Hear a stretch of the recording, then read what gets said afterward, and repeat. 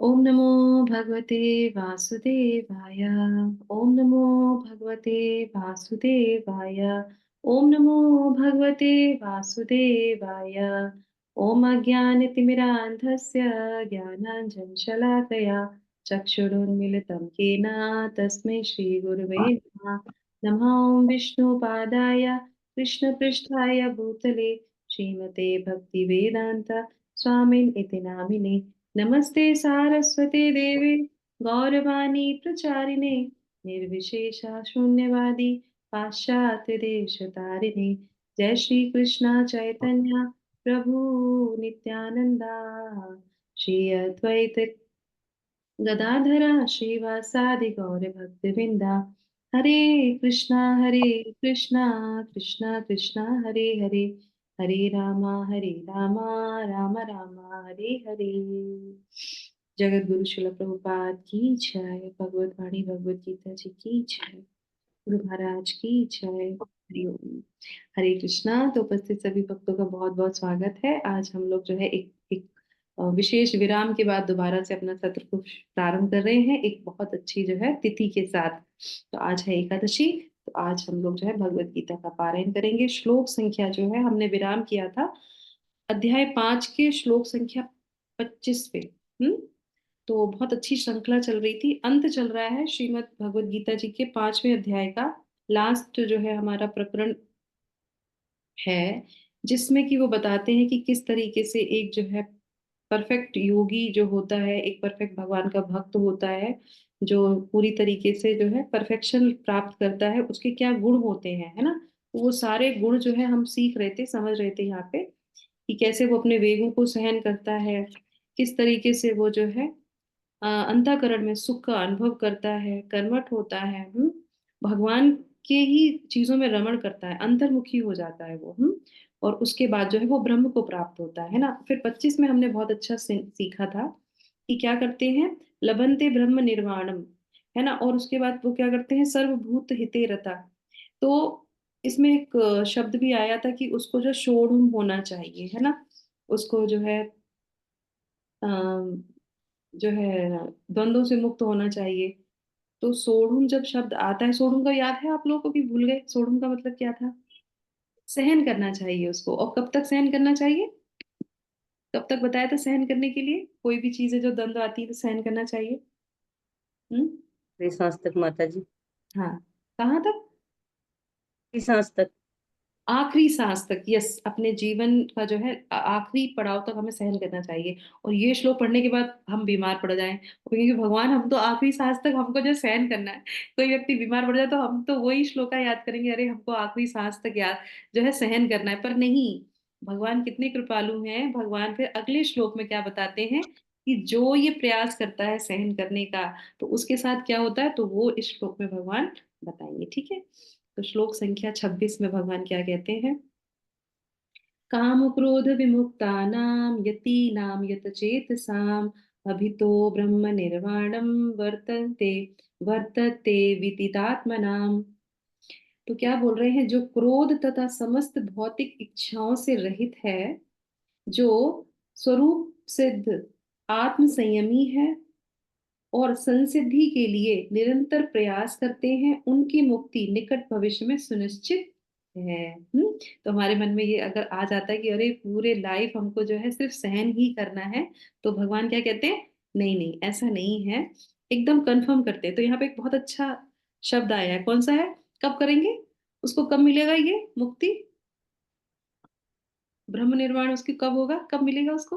अभी तो, अभी जस्ट अभी नाउ लिखा है यहाँ पे, देखिए एक शब्द आया अभी तो। लिखा है यहाँ पे अभी तो। अभी तो का मतलब क्या है? निकट ही मिलेगा। निकट ही निकट। मिलेगा और भविष्य में ही मिलेगा, चिंता मत करो। तो ये भगवान की जो लिंक है, कैसे वो अपने हृदय में अपने जो है भक्तों को सुन लेते हैं, समझ लेते हैं। अर्जुन के माध्यम से हम सबको शिक्षा देते हैं। अर्जुन के मन में भी आया, अरे पूरी लाइफ टाइम लास्ट तक हमें सहन करना पड़ेगा? बोले नहीं, अभी अभी जो है निकट भविष्य में ही तुमको जो है ब्रह्म निर्वाणम, तुम हो जाओगे, ब्रह्म से में मुक्ति मिल जाएगी तुमको, है ना। स्वरूप सिद्ध व्यक्ति आप बन जाओगे। ठीक है, अभी हम तात्पर्य ले लेते हैं। यस, कौन पढ़ेगा तात्पर्य? हरे कृष्णा। जी। हम्म, पढ़िए। जी माता जी, हरे कृष्णा, दंडवत प्रणाम। तात्पर्य जगत गुरु श्रील प्रभुपाद की जय। मोक्ष के लिए सतत प्रयत्नशील रहने वाले साधु पुरुषों में से जो कृष्ण भावना भावित होता है वह सर्वश्रेष्ठ है। इस तथ्य की पुष्टि भागवत में 4.22.39 में इस प्रकार हुई है। यत्पाद पंकज पलाश सब लिवास सभक्त्या कर्माशयम ग्रथित मुद ग्रंथयंती संत है तदन्य रिक्त मत्यो यत ओपि रुद्ध श्रोता गणा सत्मरणम भजम वासुदेवम। भक्ति पूर्वक भगवान वासुदेव की पूजा करने का प्रयास तो करो। बड़े से बड़े साधु पुरुष भी इंद्रियों के वेग को उतनी कुशलता से रोक पाने में समर्थ नहीं हो पाते जितना कि वे जो सकाम कर्मों की तीव्र इच्छा को समूल नष्ट करके और भगवान के चरण कमलों की सेवा करके दिव्य आनंद में लीन रहते हैं। बद्ध जीव के कर्म के फलों को भोगने की इच्छा इतनी बलवती होती है कि ऋषियों मुनियों तक के लिए कठोर परिश्रम के बावजूद ऐसी इच्छाओं को वश में करना कठिन होता है। जो भगवत भक्त कृष्ण चेतना में निरंतर भक्ति करता है और आत्म साक्षात्कार में सिद्ध होता है वह शीघ्र ही मुक्ति प्राप्त करता है। आत्म साक्षात्कार का पूर्ण ज्ञान होने से वह निरंतर समाधिस्थ रहता है। ऐसा ही एक उदाहरण दिया जा रहा है। दर्शना ध्यान संस्पर्शे मत्स्य कूर्म विहंगमा स्वान्नय पत्यानि पुष्णान्ति तथा अहमपि पद्मज। मछली कछुआ तथा पक्षी केवल दृष्टि चिंतन तथा स्पर्श से अपनी संतानों को पालते हैं। हे पद्मज, मैं भी उसी तरह करता हूँ। मछली अपने बच्चों को केवल देखकर बड़ा करती है। कछुआ केवल चिंतन द्वारा अपने बच्चों को पालता है। कछुआ अपने अंडे स्थल में देता है और स्वयं जल में रहने के कारण निरंतर अंडों का चिंतन करता रहता है। इसी प्रकार भगवत भक्त भगवत धाम के कारण भगवत धाम से दूर स्थित रहकर भी भगवान का चिंतन करके कृष्ण भावना अमृत द्वारा उनके धाम पहुंच सकता है। उसे भौतिक क्लेशों का अनुभव नहीं होता। यह जीवन अवस्था ब्रह्म निर्वाण अर्थात भगवान में निरंतर लीन रहने के कारण भौतिक कष्टों का अभाव कहलाती है। Hare Krishna. Thank you. Thank you so much माता जी। हरे कृष्णा। बहुत सुंदर श्लोका है, हम सब लोगों के लिए बहुत अच्छी सीख है। श्री हमारे जो है कृष्ण कृष्ण भावना भावित में जो लोग हैं या आना के प्रयास करते हैं या प्रैक्टिस करते हैं उन सबके लिए बहुत अच्छा श्लोका है। किस तरीके से भगवान कह रहे हैं कि निकट भविष्य में ही आपको जो है मुक्ति प्रदान मिल जाएगी, पर उसके लिए क्या है, उसके लिए वो जो प्रयास करते रहते हैं, किस चीज का प्रयास करते हैं, वो काम क्रोध विमुक्ता नाम। तो वो काम से क्रोध से विमुक्त होने का प्रयास करते हैं, ऐसे महापुरुषों के लिए बताया जा रहा है। ठीक है। और दूसरा उसी को क्या बोलते हैं, यति नाम। यति नाम का मतलब क्या होता है, साधु पुरुष। वो साधु पुरुष जो भगवान को प्रसन्न करने के लिए ये कार्य करते हैं। हम कोई भी संसार में जब कार्य करते हैं तो कहीं ना कहीं हमारी सूक्ष्म रूप से होती है कि इससे हमें ये सेटिस्फेक्शन मिलेगा, पर नहीं, वो व्यक्ति भगवान को जो है प्रसन्न करने के लिए ये कार्य करता है ना। तो इसमें जो है बहुत अच्छा उदाहरण दिया श्रीमद् भागवतम से श्रील प्रभुपाद ने, और यहाँ पे लिखा है कि इसकी कृष्ण भावना में वही साधु पुरुष वही होता है सर्वश्रेष्ठ, जिसको बोलते हैं, जो भागवत में बोला गया है कि तुम थोड़ा सा प्रयास तो करो भगवान के लिए, वासुदेव को प्रसन्न करने का।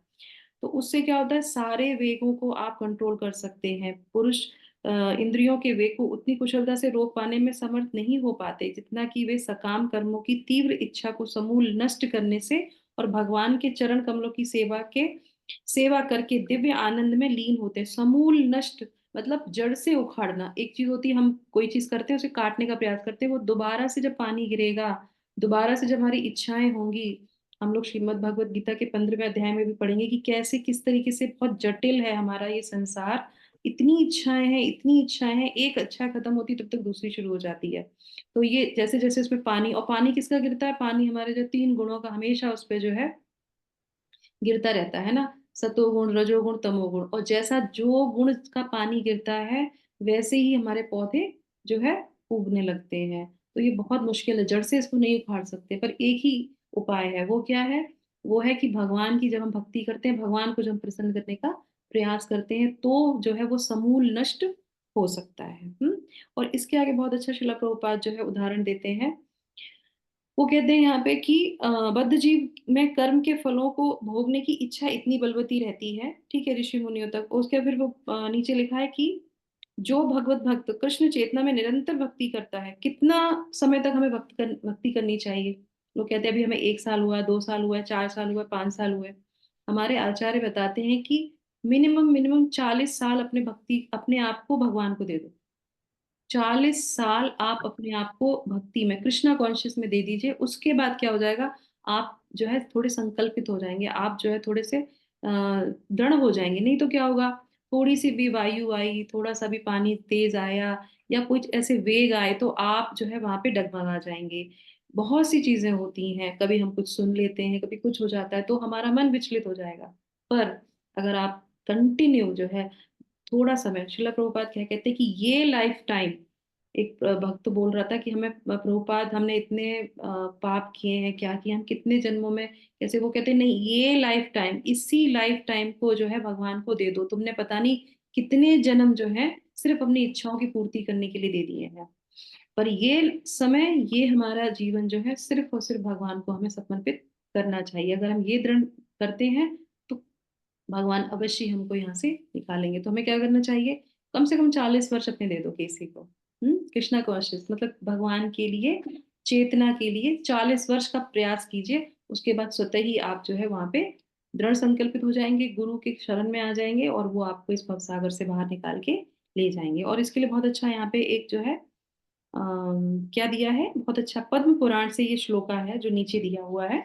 इसकी शिला प्रभुपाद ने व्याख्या भी की है आगे। दर्शन ध्यान संस्पर्शी। तो इसमें क्या है, इसमें मत्स्य, कूर्मा और जो है विहंगमा, तो 3 लोगों का इसमें उन्होंने उदाहरण दिया है, दर्शन, ध्यान और स्पर्श। मतलब मत्स्य, कूर्म और विहंगमा, एक जो है पक्षी, कूर मतलब कछुआ, और उसके बाद जो है मछली।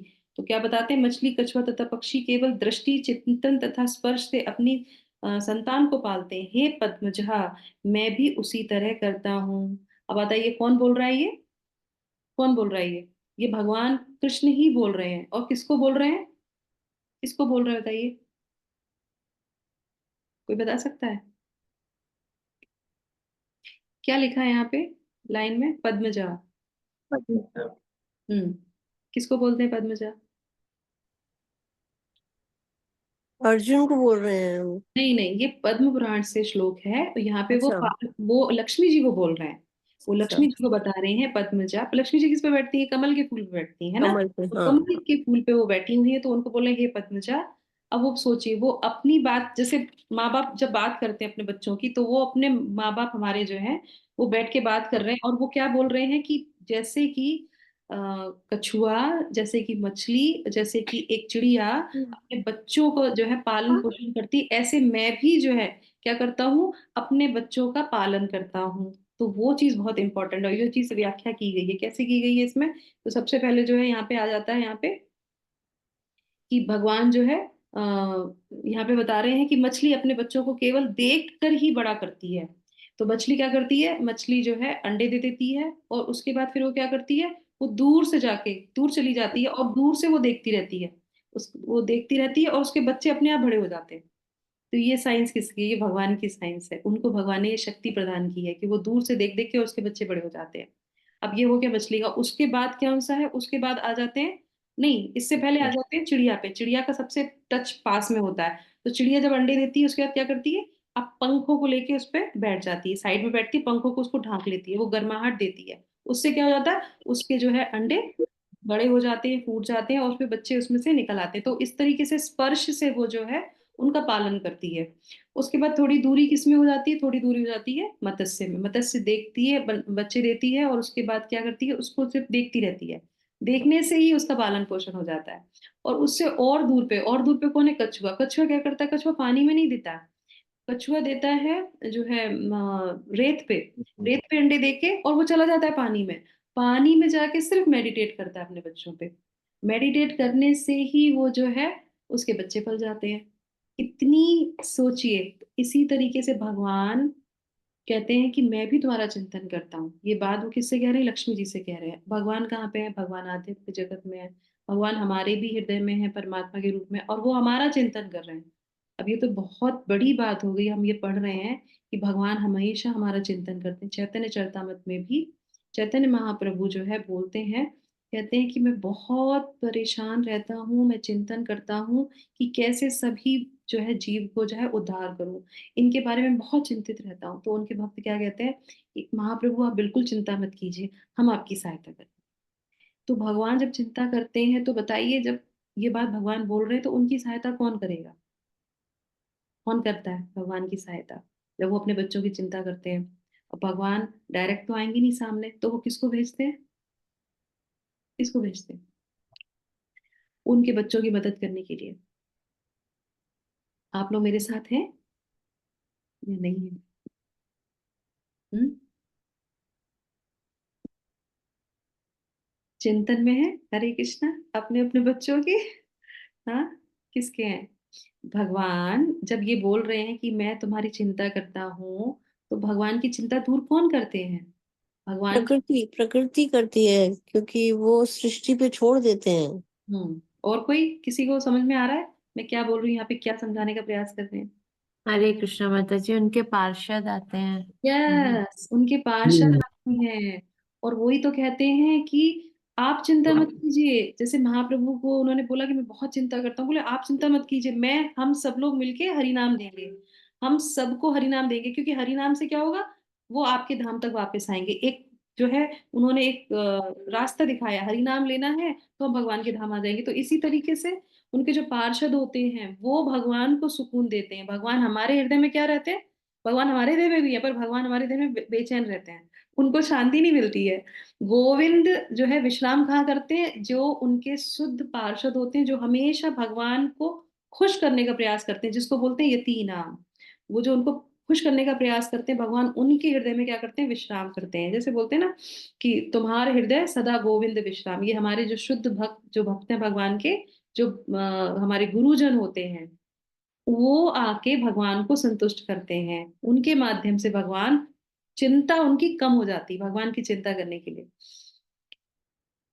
एक बार एक छोटी सी कहानी मुझे याद आ रही है। एक भगवान, एक जो है बहुत बड़े संत थे, उनका एक भक्त था, उनकी बहुत सेवा करता था। तो अब बोला जाता है कि गुरु की कोई भी चीज को जो है स्पर्श जो है ऊपर तक ही करना चाहिए। सर पे करिए, है ना, आंखों से लगाते हैं, हाथ पे लेते हैं, सूंघ, मतलब जो भी है, अपने आधे भाग के नीचे वाले भाग से कभी टच नहीं करना चाहिए, अपराध होता है। तो वो भक्त बहुत सेवा करता था, तो उनको जो है शयन करने के लिए उनका बेड की व्यवस्था की जा रही थी, बिस्तर की। तो वो गया और उस पे बिस्तर पे जाके लेट गया और देखने लगा कि बिस्तर सही है नहीं है गुरु गुरु जी के लिए। तो वहां जब और भक्तों ने देखा तो उसने कहा तुमने कितना बड़ा अपराध किया, तुमने जाके गुरु जी के बिस्तर पे आप जाके लेट गए, वो वहां पे विश्राम करेंगे, लेटेंगे। बोले नहीं नहीं, मैं तो सिर्फ चेक कर रहा था कि वो वहां पे उनको आराम पड़ेगा कि नहीं पड़ेगा। तो बोले ये कोई तरीका नहीं होता, आप जाके उनके बिस्तर को नहीं छू सकते, आप उनके बिस्तर पे नहीं लेट सकते। ये बात जो है उनके गुरु जी को बताई जाती है। और बोले पता है, तुमको नरक में जाना पड़ेगा। फिर वो उनके गुरु जी के पास जाते हैं, उनको बताते हैं कि ऐसे ऐसे वो जो आपका भक्त है उसने ऐसा किया कि वो आपके जो है बिस्तर पे जाके लेट गया, और ये तो बहुत बड़ा अपराध हो गया। अब तो आप उस बिस्तर पे नहीं लेटा जाएगा, मतलब ये वो जो पूरा उनका था। तो वो गुरु जी जो है उसको बुलाते हैं और पूछते हैं कि आपको पता है जब हम लोग गुरु की सेवा करते हैं तो हमें ये ध्यान रखना चाहिए, हमें गुरु की कोई भी चीज को ऐसे स्पर्श नहीं करना चाहिए जो वो अपवित्र हो जाए, या हमको पैर रखना, ऐसे नहीं करते हैं, आपको पता है? बोले हाँ गुरु महाराज मुझे पता है, ऐसे नहीं करना चाहिए। बोले तुमने फिर क्यों किया? बोले मैं चाहता था कि आपको जरा सा भी कष्ट ना हो। तो बोले वो तो ठीक है मुझे कष्ट हो, पर तुमको पता है तुमको इसके लिए जो है नरक जाना पड़ेगा, क्योंकि तुमने गुरु। तो बोले कि मैं नरक में चला जाऊंगा, क्योंकि मैं तो वैसे भी नरक में ही जाऊंगा। बोले मैं उतना शुद्ध भक्त तो हूं नहीं, मैं तो वैसे भी नरक में ही जाने वाला हूँ। मेरे नाम लेने से, मेरे ये सेवा करने से थोड़ी ना मैं भगवत भगवत धाम जाऊंगा। मैं तो आपकी सेवा करने से ही मुझे भगवत धाम मिलेगा। और अगर आपकी सेवा ही मैंने ढंग से नहीं कर पाई तो फिर मेरी सेवा करने का फायदा क्या? बोले आप पूरे दिन जो भगवान का चिंतन करते हैं, भगवान के लिए इतना प्रयास करते हैं, इतना परिश्रम करते हैं, तो जब आप क्षणिक समय के लिए जब आप सोने जा रहे हैं, आप जब विश्राम करने जा रहे हैं, तो आपको पूर्ण रूप से विश्राम मिले। तो इसी मनोभाव से मैंने क्या किया, मैंने आपके बिस्तर को चेक किया कि आपको आराम मिलेगा कि नहीं मिलेगा। तो फिर वो जो है वहां पे गुरुजी कहते हैं कि हाँ, ये हर शिष्य का मनोभाव होना चाहिए। तो वो कहते हैं कि मुझे तो नरक में फेंक दो, पर कोई मुझे उससे कोई दिक्कत नहीं। जैसे गोपियां कहती थी, कोई बात नहीं, कृष्ण भगवान के सर में दर्द हो रहा है, तो हम क्या करेंगे, अपने चरणों की रज आपको दे देंगे, आप लगा दीजिए, चाहे हमको नरक जाना पड़ेगा कोई बात नहीं, कृष्ण के सर का दर्द तो बंद हो जाएगा। तो ये शुद्ध भक्त और उनके जो भक्त होते हैं पूरी तरीके से डेडिकेटेड होते हैं। अब हम तो ऐसे नहीं है, तो हम क्या कर सकते हैं, हम तो ये कर सकते हैं कि हमारे गुरु के जो है आदेशों का पालन कर सकते हैं, अपने 16 राउंड, अपने जो नाम है वो हम अच्छे से कर सकते हैं, कोई अपराध करने का प्रयास ना करें, किसी के लिए गलत विचार ना करें। बस यही करने से हमारे गुरु जो है हमारे हमसे प्रसन्न हो सकते हैं। और जब गुरु प्रसन्न होंगे, क्योंकि उन्हीं के हृदय में कौन है, गोविंद हैं, तो फिर गोविंद प्रसन्न होंगे, तब फिर वो कहेंगे कि हाँ, ये व्यक्ति सच में जो है मेरी सहायता कर रहा है, वो सबके लिए जो है समान भाव रखता है। तो इस तरीके से, है ना। अब ये हो गया कि भगवान भी हमारा चिंतन करते हैं। दूसरा क्या है, दूसरा आ गया हमारा कि टच करना, है ना। चिड़िया क्या करती है, वो अपने पंखों को टच कर देती है। अब आप मुझे बताइए कि हमारे आध्यात्मिक जीवन में, कृष्णा कॉन्शियस में टच क्या है, हम किस चीज को टच कर सकते हैं, या भगवान ने हमें कौन सी ऐसी चीजें दी हैं जिसको हम टच करके जो है भगवान की अनुभूति कर सकते हैं, भगवान के समीप जा सकते हैं। उनका जो है ये इसीलिए कि हम बढ़े, आगे बढ़े, है ना। जैसे चिड़िया बच्चों को आगे बढ़ाती है टच करके, है ना। कछुआ उनको पालन पोषण करता है कैसे, उनका चिंतन करके। तो इसी तरीके से हमारे जीवन में क्या है, आध्यात्मिक जीवन में जिसको हम टच कर सकते हैं, टच करने से हम जो है आगे बढ़ सकते हैं। कौन बताए। भगवान का और गुरु की चरण वंदना करना, हाँ ठीक है। और जपा हम करने के टाइम जैसे अपनी माला को टच करना, हम्म दीप से अपनी अर्चना करना, उसको टच करना, ओके, और कोई भी कुछ। पुष्प अर्पण करते हैं भगवान को, उसको टच करना, यस। उसकी सुगंध ग्रहण करते हैं, उसको टच करना। बहुत सी चीजें करने के लिए। हरे कृष्णा। जैसे सारे। हरे कृष्ण माता जी, हम शास्त्रों को टच करते हैं, उनको पढ़ते हैं तो यस यस, प्रेम माता जी और सुदेशना माता जी ने बताया। यस, शास्त्र को टच करते हैं। यस, एसोसिएशन ऑफ जो है भक्त। यस, तुष्यंती च रमंती च, मेरे भक्त आपस में मिलके क्या करते हैं, मेरे चीजों का आदान प्रदान करते हैं। तो भक्त से हम लोग जब क्या करते हैं, मंदिर में जाते हैं तो तुरंत जो है उनके गले लगते हैं। ये कोई फॉर्मेलिटी थोड़ी ना होती है, उनके भी हृदय में गोविंद है, हमारे हृदय में भी गोविंद है। तो हम भक्तों के जो है समीप जाते हैं, उनको टच करते हैं।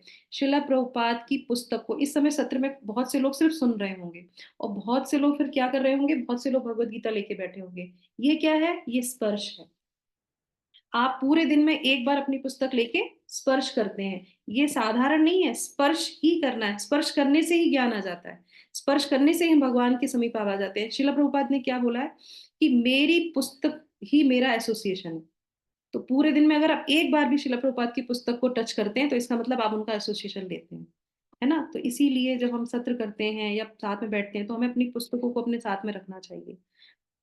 ये हो गया, स्पर्श हो गया। जब हम प्रसाद खाते हैं, प्रसाद का जो लेते हैं, तो वो क्या करते हैं, हम उसको स्पर्श करते हैं। करेक्ट। तो ये हमारे जीवन में जैसे सुमन माता जी ने बहुत सारे बताए, है ना, कि पुष्पों को हम स्पर्श करते हैं, सारी इंद्रियों के, उनके इंद्रिय विषयों के, ये सारी व्यवस्था जो है कृष्णा कॉन्शियस में दी गई है, और हम लोग उसको स्पर्श करके भगवान के निकट जाते हैं, सेवा करते हैं, शास्त्र करते हैं, है ना, जप माला को टच करते हैं। ये सारे टच हमारे जो है भगवान के हमारे समीप लेके जाते हैं। तो इस तरीके से हम कर सकते हैं, बहुत सुंदर जो है। उसके बाद फिर जो है, और उसके बाद जो है अब आ जाते हैं लास्ट में जो है देखने से। अब देखने से क्या है बताइए। हम्म टच हो गया, और चिंतन हो गया। टच क्या है, वो देखना क्या है, भगवान का दर्शन करना। भगवान का दर्शन करना। भगवान के दर्शन करते हैं, और भगवान भी हमको देखते हैं। हम भगवान के मंदिर जाते हैं दर्शन करने के लिए, तो भगवान भी जो है हमको देखते हैं। एक बार शिला प्रभुपाद के बहुत अच्छे एक डिसाइपल थे, उन्होंने क्या किया, मंदिर में गए तो सब लोग भगवान के ऑल्टर के सामने खड़े हो गए, जितना ज्यादा भगवान के दर्शन मिले सबको, ऐसे करके। और वो जो भक्त थे, वो क्या किया, उन्होंने गरुड़ के पास खड़े हो गए। कहाँ पे, जहाँ गरुड़ होता है, गरुड़ भगवान के ठीक सामने बाहर ही होंगे, थोड़ा सा दूर दूर पे रहते हैं गरुड़ भगवान, वो गरुड़ भगवान के नीचे खड़े हो गए। सब लोग बोले तुम यहाँ पे क्यों खड़े हो, तुम्हें तो वहां खड़ा होना चाहिए भगवान के सामने। बोले नहीं, हमारी कोई औकात नहीं कि हम भगवान के दर्शन कर सकें। भगवान के जहाँ शुद्ध भक्त होते हैं, भगवान की निगाह हमेशा अपने शुद्ध भक्त पे जाती है। तो शुद्ध भक्त के शेल्टर में खड़े हो जाओ। अब गरुड़ तो उनके हमें पार्षद हैं, तो वो क्या करते हैं, गरुड़ भगवान के बोले भगवान, गरुड़ भगवान को तो जरूर देखेंगे, और उनको देखेंगे तो हमारे पर भी नजर आ जाएगी। तो इसीलिए अपने शुद्ध भक्तों के जो है चरणों में हमें रहना चाहिए। तो हमें जब मंदिर जाते हैं तो हमें प्रयास करना चाहिए, अपने जो वरिष्ठ भक्त हैं, जो हमारे वरिष्ठ हैं, जो शिक्षा गुरु हैं, जो हमें लेके आए हैं, हमें हमेशा उनका जो है सानिध्य में ही रहना चाहिए। प्रार्थना के समय भी हम उनके पास समीप पे खड़े होंगे, वो हमारे लिए प्रार्थना करते हैं, और हम उनके पीछे अगर खड़े होंगे तो भगवान, उनकी कृपा से हम पे कृपा हो जाएगी, वो उनको देखेंगे और कहीं ना कहीं नजर हम पे भी पड़ जाएगी। तो इसीलिए हमेशा जो है ऐसे दृष्टि में रहना चाहिए। ये नहीं सोचना चाहिए कि हम आगे आ जाएं, हमें भगवान, हम, हमारी कोई औकात नहीं कि हमें भगवान देखेंगे या हम उनको देख सकते हैं, हम नहीं देख सकते। हमारा मन इधर से उधर कहीं ना कहीं भटक जाएगा, कहीं ना कहीं कुछ और चिंतन करने लगेंगे। पर शुद्ध भक्तों के पीछे खड़े होंगे तो हमें अवश्य ही भगवान हमारे पर अपना दृष्टिपात करेंगे। ठीक है, तो इसी तरीके से ये है। तो फिर उसमें जो है निष्कर्ष क्या निकलता है यहाँ पे इस श्लोक से, और हमें क्या शिक्षाएं मिलती हैं कि जो आत्म संयमी व्यक्ति है, जो है जो है जिसी किसी की जो है निंदा नहीं करता है ना, और उसके बाद जो है वो व्यक्ति जो है अगर एक बार भी भगवान कृष्ण का नाम लेता है, निरपराध रहता है, निंदा नहीं करता, भगवान का हमेशा चिंतन करता है, वो सिर्फ एक बार कृष्ण बोलता है तो भगवान स्वयं आके उसका कल्याण करते हैं। तो हमें क्या करना चाहिए, विदित आत्मा नाम। तो हमको जो है स्वरूप सिद्ध व्यक्ति, आत्म संयमी व्यक्ति, समसिद्धि के लिए निरंतर प्रयास करना चाहिए, जो इस श्लोक में भगवान बोल रहे हैं। और जो ये ऐसा प्रयास करता है निरंतर, भगवान क्या कहते हैं, अभी ही उसकी क्या हो जाती है, मुक्ति हो जाती है, निकट भविष्य में सुनिश्चित है। भगवान इस पे कंफर्म कर रहे हैं कि उसकी मुक्ति निश्चित ही हो जाती है, मरने के बाद मुक्ति नहीं मिलती, मुक्ति जीते जी ही हम जो है, जो भक्त होते हैं उनको मिल जाती है।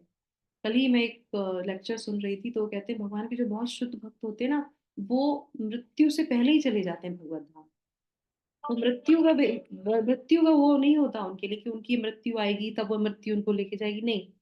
उनका जैसे यहाँ पे काम खत्म हुआ और वो भगवान के धाम चले गए, कुछ उनका वो फिक्स नहीं होता कि नहीं अब ये नहीं, उनको जब जाना होता है वो तभी चले जाते हैं। वो मृत्यु के लिए वो जो है वेट नहीं करते, वो भगवत धाम पहले ही चले जाते हैं। तो इस तरीके से है। और बलदेव विद्याभूषण भी जो है इसमें बहुत अच्छी टीका बोलते हैं, वो ये कहते हैं भगवान निश्चित ही उस व्यक्ति की के अनुवर्त हो जाते हैं, मतलब पर्सनल भगवान उनकी टेक केयर करते हैं, भगवान पर्सनली उनको जो है यहाँ से निकाल के ले जाते हैं, उनके लिए कल्याण करते हैं। तो हमें क्या करना चाहिए, हमें प्रतिदिन जो है इसका प्रयास करना चाहिए। और शिला प्रभुपाद यहाँ पे क्या लिख रहे हैं, यहाँ पे वो कहते हैं कि कृष्ण भावनामृत द्वारा उनके धाम पहुंचा जा सकता है, उसे भौतिक कलेशों का अनुभव नहीं होता। यह जीवन अवस्था ब्रह्म निर्वाण अर्थात ब्रह्म भगवान में निरंतर लीन रहने के कारण भौतिक कलेशों का अभाव, कष्टों का अभाव कहलाती है। तो हमें क्या करना चाहिए, ब्रह्म निर्वाण के लिए प्रयास करना चाहिए, जिसके लिए हमें निरंतर तत्पर जो है हरे कृष्ण का महामंत्र करना चाहिए, सुबह की बेला में अवश्य उठना चाहिए।